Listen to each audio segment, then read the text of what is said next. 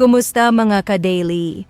Sa video na ito, hihimayin natin ang 5 antas ng kayamanan para malaman mo kung nasaan ka na sa iyong journey at kung ano ang susunod mong hakbang. Marami sa atin ang kumakayod araw-araw pero tila paikot-ikot lang, kaya pag-uusapan natin ang realidad mula sa survival mode hanggang sa abundance. Mahalagang maintindihan mo ang bawat level para hindi ka na mabigla sa mga hamon ng buhay. Siguraduhin mong tapusin ang video na ito hanggang huli dahil sa dulo ay tatalakayin natin ang pinakamahalagang impormasyon at aral na magbabago sa iyong pananaw sa pera at tagumpay. Bago natin simulan, paki-like naman ang video nating ito dahil malaking tulong na po yan sa mga content creator na kagaya namin. Maraming salamat po. Aral 1. Ang survival mode o ang antas ng isang kahigisang tuka. Sa unang antas ng ating financial journey, ito yung tinatawag nating survival mode o yung sitwasyon na literal na isang kahig-isang tuka.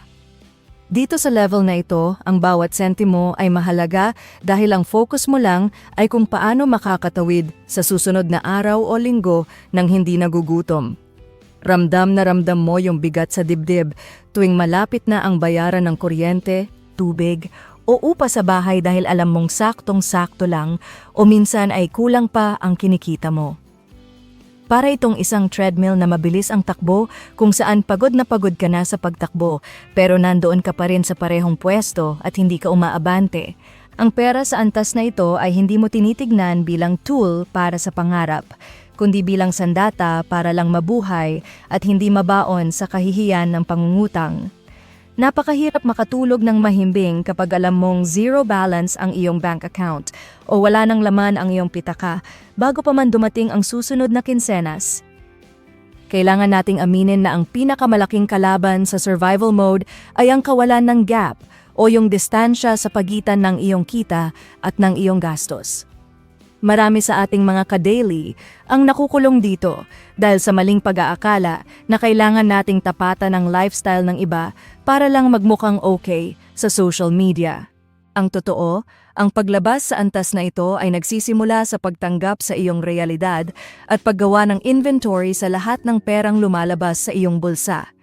Ang modernong diskarte ngayon ay hindi lang basta pagtitipid kundi ang pag-identify sa mga invisible expenses o yung mga maliliit na gastos na akala mo ay wala lang pero kapag pinagsama-sama ay malaki na pala. Isipin mo yung bawat order ng kape o yung mga unnecessary subscriptions na hindi mo naman nagagamit ng madalas pero binabayaran mo buwan-buwan. Ang mindset shift na kailangan mo dito ay ang pag-unawa na ang katatagan ay mas mahalaga kaysa sa pansamantalang kasiyahan ng pagbili ng mga bagay na hindi mo naman talaga kailangan. Para makawala sa cycle na ito, kailangan mong gumawa ng specific at actionable plan na hindi mo pwedeng ipagpaliban pa sa susunod na taon. Ang unang step ay ang pagbuo ng tinatawag nating Starter Emergency Fund at ang goal mo ay makapag-ipon ng 5,000 pesos hanggang 10,000 pesos sa lalong madaling panahon. Huwag mo munang isipin ang pag-invest sa crypto or stocks dahil kailangan mo muna ng cash na mahuhugot sa oras na biglang may masira sa bahay o kailangan mong bumili ng gamot. Isang practical na paraan ay ang paggamit ng digital banks na nag-aalok ng high interest rates para kahit paano ay lumalago ang konting perang na itatabi mo. Siguraduhin mo rin na itigil ang paggamit ng credit card o anumang online loan apps para sa mga luho dahil ang interest niyan ang hihila sa iyo pabalik sa survival mode.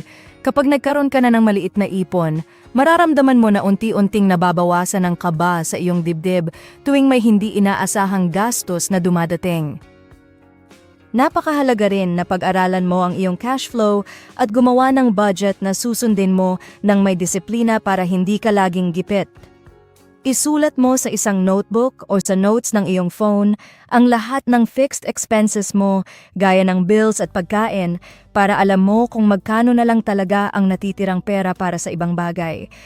Kung ang sahod mo ay 15,000 pesos sa isang buwan, kailangan mong maging master sa pag-manage ng bawat piso nito at iwasan ang temptation ng mga sale o promo na hindi naman planado.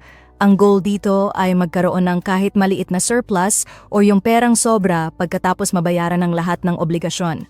Ang surplus na ito ang gagamitin mo para dagdagan ang iyong emergency fund hanggang sa maabot mo ang amount na katumbas ng isang buwan mong gastusin. Kapag nagawa mo ito, hindi ka na basta-basta kakabahan kapag na-delay ang sahod ng isang araw dahil alam mong meron kang backup na pera sa iyong tabi. Sa huli, kailangan mong tandaan na ang pag-alis sa survival mode ay isang laban ng iyong sarili, laban sa iyong mga lumang habits at sa pressure ng paligid. Huwag kang mahihiya kung kailangan mong magbaon ng pagkain sa trabaho o kung kailangan mong tanggihan muna ang mga aya ng barkada na gumala at gumastos. Ang pagtitiyaga sa antas na ito ay pansamantala lang, pero ang bunga nito ay ang kapayapaan ng isip na hindi mo mabibili ng anumang mamahaling gamit. Maging tapat ka sa iyong sarili at maging seryoso sa iyong layunin na makaangat dahil deserve mo na makatulog ng maayos nang hindi iniisip ang utang o ang susunod na kakainin. Ang paglabas sa survival mode ang pinakamahirap na step sa pagyaman, pero ito rin ang pinaka-rewarding dahil dito mo matututunan ang tunay na halaga ng disiplina at hard work.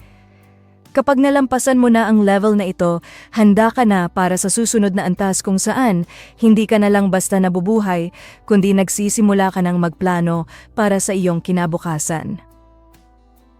Aral 2. Financial Safety o ang antas na may sandigan ka na. Sa ikalawang antas ng ating financial journey, narating mo na ang tinatawag nating financial safety o yung pakiramdam na sa wakas ay mayroon ka ng matibay na sandigan. Hindi na ito tulad ng dati na isang emergency lang ay guguho na ang mundo mo o kailangan mo nang tumawag sa lahat ng kamag-anak para mangutang ng pambayad sa hospital bills. Dito sa level na ito, ang bawat araw ay mas kalmado dahil alam mong mayroon kang nakatabing pondo na sapat para sa mga hindi inaasahang pangyayari sa buhay. Ang pakiramdam ng may financial safety ay parang may suot kang life jacket habang nasa dagat kung saan kahit anong hampas ng alon ay alam mong hindi ka agad lulubog. Hindi mo na kailangang tignan ang presyo ng bawat item sa grocery ng may matinding kaba dahil alam mong may budget ka na nakalaan para sa iyong mga pangangailangan. Ang pera sa antas na ito ay nagsisimula ng maging iyong tagapangalaga imbis na ito ang nagbibigay sa iyo ng sakit ng ulo at stress gabi-gabi. Ang mindset shift na kailangan mong yakapin sa antas na ito ay ang pag-unawa na ang insurance at emergency fund ay hindi gastos kundi investment sa iyong kapayapaan ng isip. Marami sa ating mga ka-daily ang nagkakamali na kapag may extra na silang 100,000 pesos ay bibili agad ng bagong motor or iPhone dahil feeling nila ay mayaman na sila. Ang modernong approach sa financial safety ay ang pagkilala na ang tunay na seguridad ay wala sa mga bagay na nakikita ng iba, kundi sa laki ng iyong runway o yung kakayahan mong mabuhay nang walang trabaho sa loob ng ilang buwan. Kailangan mong labanan ang tinatawag nating lifestyle creep o yung ugali na kapag tumataas ang kita ay kailangan ding itaas ang gastos para makasabay sa uso. Ang mga taong nasa safety level ay pinipiling panatilihing simple ang kanilang pamumuhay kahit na kaya na nilang bumili ng mas mahal na gamit dahil mas pinapahalagahan nila ang seguridad kaysa sa porma. Ito ang antas kung saan natututunan mong kontrolin ang iyong emosyon pagdating sa paggastos at mas nagiging rational ka sa bawat desisyong pinansyal na ginagawa mo. Para maselyuhan ang iyong financial safety, ang specific actionable guide mo ay ang pagbuo ng full emergency fund na katumbas ng 3 months hanggang 6 months ng iyong monthly expenses. Halimbawa, kung ang buwanang gastos mo para sa pagkain, renta, kuryente at transportasyon ay 20,000 pesos, dapat ay mayroon kang nakatabing 60,000 pesos hanggang 120,000 pesos sa isang hiwalay na account. Napakahalaga na ang perang ito ay liquid o madaling makuha, pero hindi mo dapat ito ginagalaw para sa mga sale o bakasyon dahil nakalaan lang ito sa mga tunay na emergency. Isang practical na paraan ay ang pagbubukas ng multiple digital bank accounts at lagyan mo ito ng label na Health Emergency, Home Repair, or Job Loss Fund para malinaw ang bawat layunin nito. Bukod sa emergency fund, dapat ay meron ka na ring basic health insurance o kahit man lang active na PhilHealth at HMO coverage mula sa iyong trabaho para hindi agad mabubutas ang iyong ipon sa oras ng pagkakasakit. Sa pagkakaroon ng ganitong sistema, nabibigyan mo ang iyong sarili ng buffer zone na magliligtas sa iyo mula sa pagbabalik sa survival mode. Dito rin sa antas na ito, dapat kang maging masusi sa pag-handle ng iyong mga utang sa pamamagitan ng pag-settle sa mga high-interest loans na maaaring humadlang sa iyong pag-unlad. Kung mayroon kang mga utang sa credit card o iba pang lending apps na may interest na lumalampas sa 5% or 10% bawat buwan, unahin mong bayaran ang mga ito bago ka mag-isip ng kahit anong investment. Ang financial safety ay nangangahulugan din na wala kang leaks o mga butas sa iyong bulsa na unti-unting umuubos sa iyong pinaghirapang kita. Isang epektibong teknik ay ang debt avalanche method, kung saan babayaran mo muna ang utang na may pinakamataas na interest rate habang binabayaran ang minimum sa iba pang utang. Kapag malinis na ang iyong mga utang at buo na ang iyong emergency fund, mapapansin mo na mas malakas na ang loob mo na humarap sa kahit anong hamon ng buhay dahil alam mong protektado ang iyong pamilya. Hindi mo na kailangang mag-alala kung mawala man ang iyong overtime pay o kung magkaroon ng bawas sa pasok dahil handa ka sa kahit anong senaryo. Sa huli, ang financial safety ay ang pundasyon ng lahat ng susunod mong tagumpay sa pananalapi dahil dito ka nakakakuha ng kumpiyansa na magplano para sa mas malaking pangarap. Kapag alam mong safe ka na, mas nagiging malinaw ang iyong paningin kung paano mo pa lalong mapapalago ang iyong pera nang hindi takot na mawalan ng lahat. Hindi mo na kailangang magmadali na maging milyonaryo agad dahil ang mahalaga ay nakagawa ka na ng pader na haharang sa anumang krisis na darating sa iyong pintuan.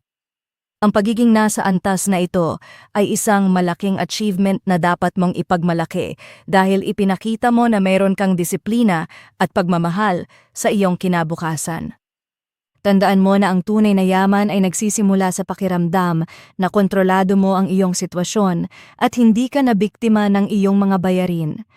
Mula rito, ang susunod na hakbang ay ang pagkakaroon ng flexibility kung saan ang pera mo naman ang magsisimulang magtrabaho para sa iyo at hindi na ikaw ang palaging nakatali sa iyong trabaho para lang sa seguridad. Aral 3, Financial Flexibility o ang antas na binibigyan ka ng pagpipilian.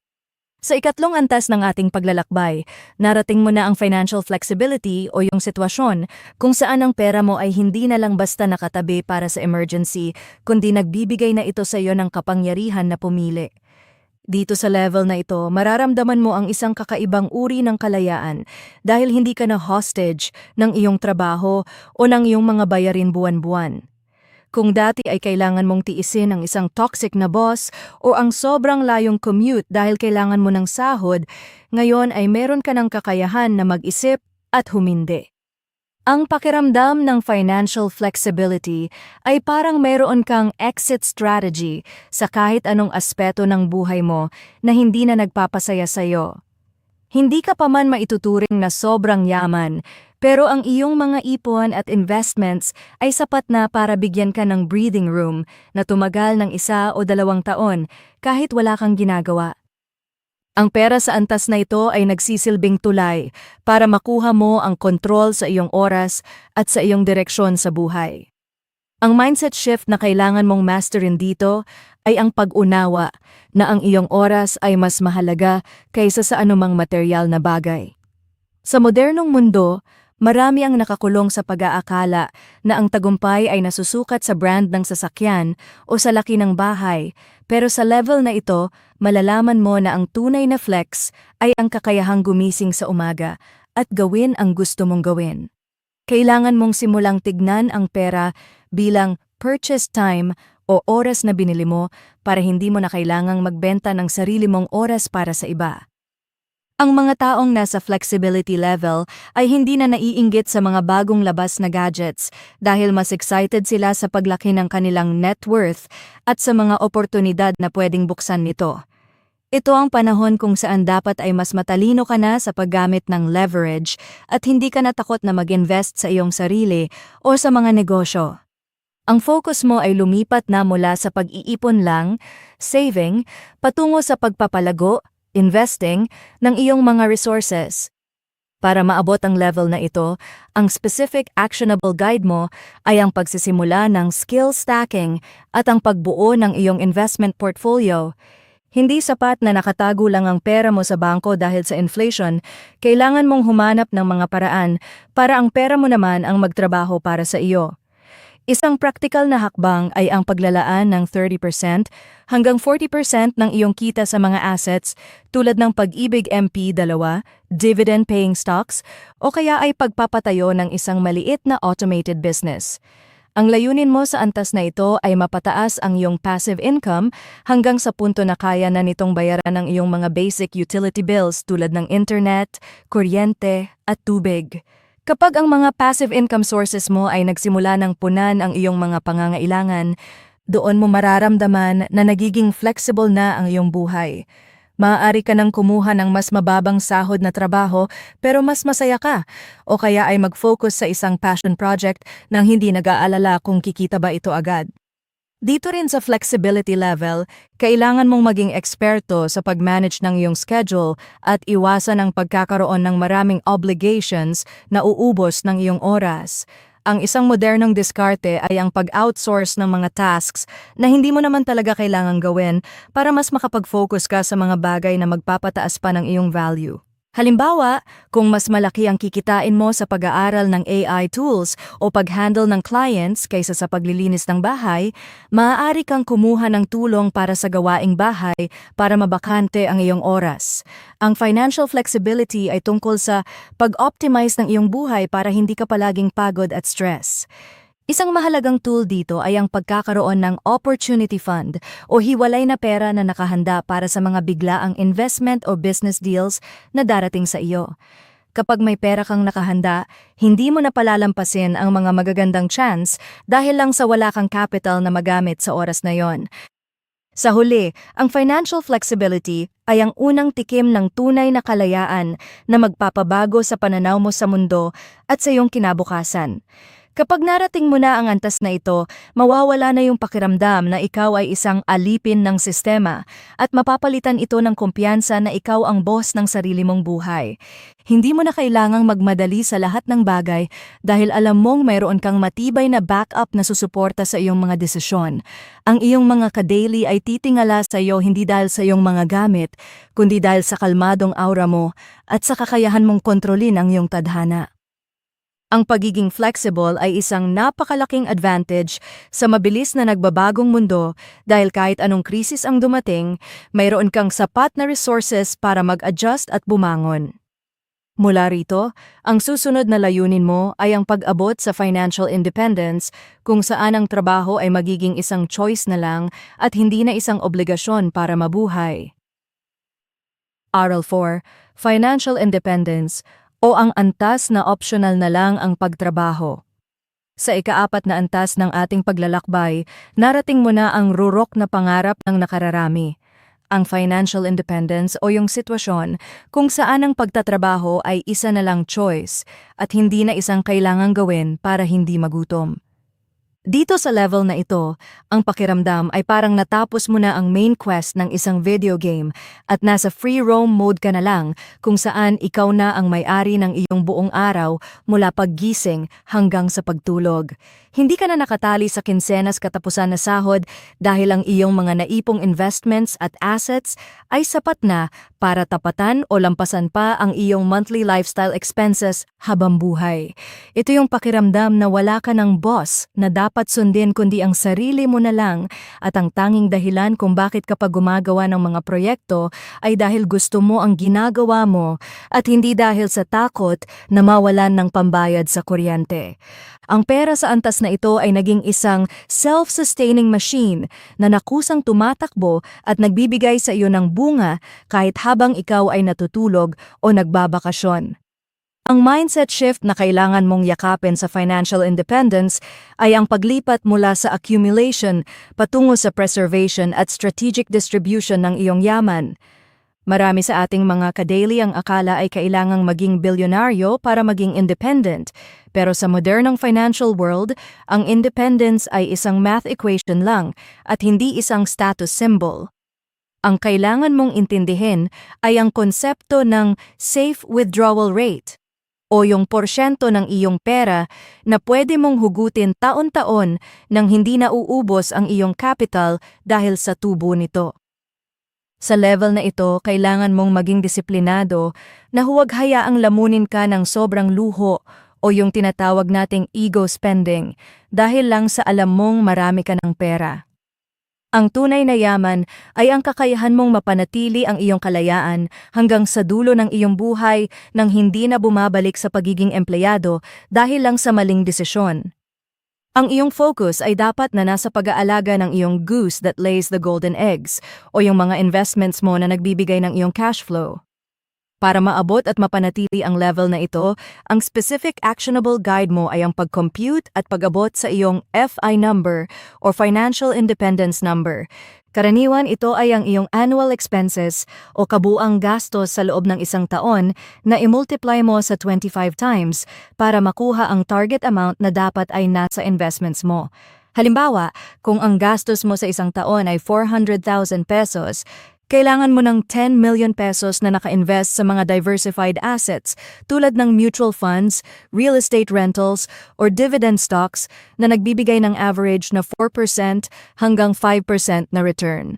Ang practical na paraan para gawin ito sa kontekstong Pinoy ay ang unti-unting paglipat ng iyong mga active income mula sa trabaho patungo sa mga passive income streams na hindi nangangailangan ng iyong physical presence.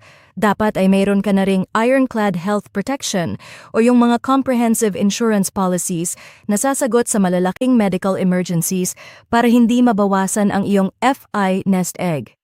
Dito rin sa independence level, kailangan mong matutunan ang sining ng lifestyle design kung saan itatayo mo ang iyong buhay base sa iyong mga values at hindi sa expectations ng lipunan.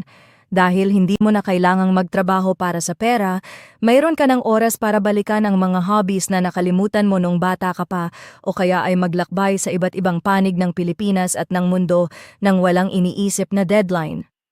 Ang isang modernong approach ay ang pagiging locally retired, globally earning, kung saan nakatira ka sa isang lugar sa Pilipinas na mura ang cost of living pero ang mga investments mo ay kumikita sa mas malalaking merkado.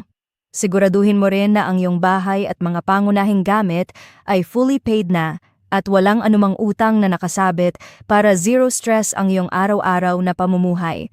Ang financial independence ay hindi lang tungkol sa paghinto sa trabaho, kundi tungkol sa pagkakaroon ng lakas ng loob na maging kung sino ka talaga nang walang takot sa sasabihin ng iba o sa bukas.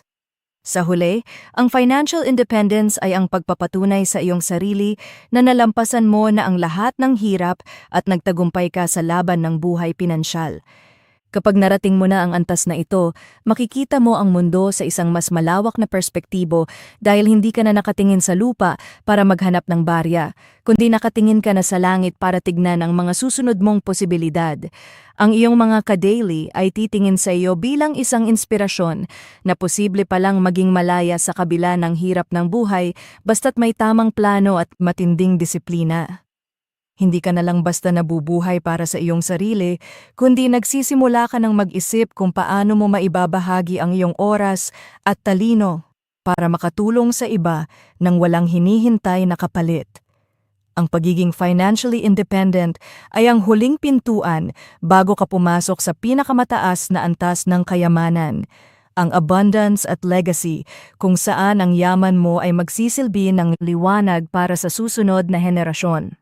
Mula rito ang bawat desisyon mo ay hindi na base sa magkano ang kikitain ko, kundi sa ano ang magiging contribution ko. Aral 5, Abundance and Legacy o ang antas ng pag-iwan ng bakas. Sa ikalima at huling antas ng ating financial journey, narating mo na ang rurok na tinatawag nating abundance and legacy. Dito sa level na ito, ang pakiramdam ay hindi na tungkol sa kung magkano ang nasa bank account mo, kundi tungkol sa kung gaano kalawak ang impluwensya at tulong na kaya mong ibigay sa iba. Wala na ang takot, wala na ang pag-aalinlangan, at wala na ang pangangailangang mag-ipon para sa sarili dahil ang yaman mo ay umaapaw na at higit pa sa kaya mong gastusin sa loob ng 10 buhay. Ang pakiramdam ng abundance ay ang pagkakaroon ng generosity mindset kung saan ang bawat desisyon mo ay nakatutok na sa pagbuo ng isang pangalan at sistemang magpapatuloy kahit wala ka na sa mundong ito.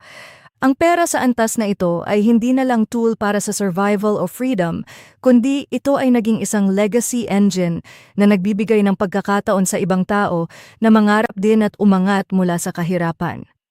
Ang mindset shift na kailangan mo sa antas na ito ay ang pag-unawa na ikaw ay isa na lamang steward o katiwala ng yaman at hindi na ito pag-aari ng iyong ego. Sa modernong panahon, ang tunay na mayayaman sa level na ito ay hindi yung mga nagpapakita ng kanilang mga luxury cars sa social media, kundi yung mga tahimik na nagtatayo ng mga foundations, nagbibigay ng scholarships, at nag-i-invest sa mga social enterprises na nakakatulong sa kalikasan o sa komunidad. Kailangan mong bitawan ang ugali ng scarcity o yung takot na baka maubusan ka dahil ang yaman sa level na ito ay sadyang dumadaloy pabalik sa iyo kapag mas marami kang tinutulungan. Ang focus mo ay lumilipat na mula sa success patungo sa significance. Hindi mo na tinatanong ang iyong sarili kung paano ka pakikita ng dagdag na ₱1,000,000, kundi kung paano mo gagamitin ang ₱1,000,000 na iyon para baguhin ang buhay ng 1,000,000 Pilipino. Para maisabuhay ang abundance at legacy, ang specific actionable guide mo ay ang pagbuo ng isang family constitution at ang pag-aayos ng iyong estate planning. Huwag mong hayaan na ang pinaghirapan mo ay pag-awayan lang ng iyong mga tagapagmana. Sa halip, gumawa ng malinaw na plano kung paano gagamitin ang yaman mo para sa edukasyon at paglago ng susunod na henerasyon. Isang practical na hakbang ay ang pag-set up ng isang trust fund o isang non-profit organization na may malinaw na mission statement na tumutugma sa iyong mga values.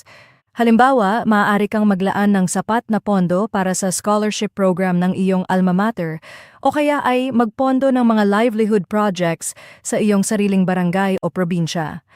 Ang layunin ay gumawa ng isang ripple effect kung saan ang tagumpay mo ay nagiging binhi para sa tagumpay ng mas marami pang tao sa hinaharap. Dito rin sa legacy level, kailangan mong maging aktibo sa mentorship at pagbabahagi ng iyong karunungan sa ating mga ka-daily na nagsisimula pa lang sa Aral 1. Ang yaman na hindi na ibabahagi ay yaman na namamatay, kaya ang modernong approach ay ang paggamit ng iyong platform, maging ito man ay social media, libro o face-to-face talks, para ituro ang mga tamang prinsipyo ng pera. Siguraduhin mo na ang iyong mga anak at apo ay hindi lang lalaking may pera, kundi lalaking may tamang values at work ethic para hindi sila maging biktima ng generational wealth curse, kung saan nauubos ang yaman sa loob lang ng 3 henerasyon. Ang pagiging isang mentor ay isang paraan para matiyak na ang iyong mga aral ay mananatiling buhay sa isipan ng iba. Ang tunay na abundance ay makikita sa dami ng mga taong naging matagumpay dahil naniwala ka sa kanila at binigyan mo sila ng tamang tool at oportunidad. Sa huli, ang abundance and legacy ay ang pagkilala na ang buhay ay hiram lang at ang pinakamagandang investment na magagawa mo ay ang pag-invest sa buhay ng ibang tao.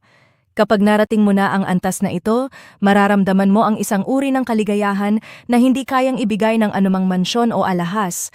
Ang kaligayahan ng makitang ang iyong buhay ay may kabuluhan. Ang iyong mga ka-daily ay hindi ka lang maaalala bilang taong yumaman, kundi bilang taong nagbukas ng pinto para sa iba. Ang pag-alis sa mundong ito na alam mong iniwan mo itong mas mabuti kaysa noong dumating ka ay ang pinakamataas na uri ng tagumpay na maaabot ng sino mang tao. Tandaan mo, ka-daily, na ang yaman ay nagsisimula sa ating isipan, lumalago sa ating mga kamay, at nagiging immortal sa pamamagitan ng ating mga puso. Hanggang dito ang ating 5 aral at naway magsilbi itong gabay mo sa iyong paglalakbay patungo sa tunay at makabuluhang kayamanan. Bilang pagtatapos, ang pag-akyat sa 5 antas ng kayamanan ay hindi isang karera kundi isang personal na paglalakbay na nangangailangan ng pasensya at tamang diskarte. Mula sa hirap ng survival mode hanggang sa pagbuo ng financial safety, ang bawat hakbang ay pundasyon para sa iyong kalayaan. Huwag mong kalimutan na ang financial flexibility at independence ay hindi lang tungkol sa pagkakaroon ng maraming pera, kundi sa pagkakaroon ng kontrol sa iyong sariling oras at desisyon sa buhay. Ang pinakamahalagang aral na dapat mong dalhin ay ito. Ang tunay na yaman ay nasusukat sa iyong kakayahang tumulong at mag-iwan ng magandang bakas o legacy sa mundong ito. Hindi mahalaga kung gaano ka man kabagal umusad, ang mahalaga ay hindi ka humihinto sa pagkatuto at pag-a-apply ng mga praktikal na tips na ating tinalakay. Kaya mo yan, ka-daily. Simulan mo sa maliit na hakbang ngayon at siguradong aanihin mo ang bunga ng iyong disiplina sa hinaharap. Sama-sama tayong uunlad at magiging malaya. Paki-like ang videong ito kung nagustuhan ninyo, mag-comment sa baba kung ano ang natutunan nyo dito, at para sa mga iba pang content like this, mag-subscribe kayo sa ating YouTube channel, ang Tips Daily. Maraming salamat. Disclaimer: ang lahat ng impormasyon na ibinahagi dito ay para sa edukasyon at inspirasyon lamang. Ito ay hindi financial advice.